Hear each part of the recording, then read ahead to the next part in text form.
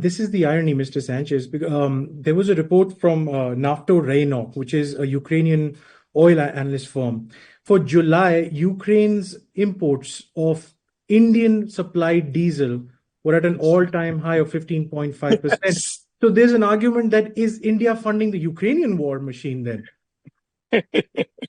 It's funny. I was reading the same report the other day and I was aghast. I didn't know that much of that same oil. So to put a cap on your story, just recently, and there's this new brouhaha going on in Europe now, where Orban of Hungary is Hungary. very angry with Mr. Zelensky for blowing up the pipeline that Yep. is supplying him with oil, the Ruda pipeline that goes from Russia through that part of northern Ukraine, and then it goes into Slovakia, goes through Hungary, and eventually it ends up in Croatia. The funny thing is, he blew up that pipeline, but some of that oil that is now not getting through because he blew up the pipeline is oil that would then be refined and sent back to Exactly. Ukraine. Yeah. So, so, I mean, this is dumb.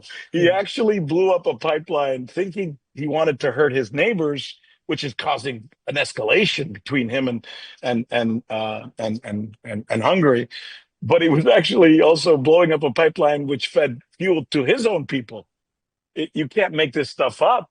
Yeah, absolutely. And this is a sort of hypocrisy that we are seeing because so the Biden administration had told India to continue to buy Russian crudes to stabilize oil prices.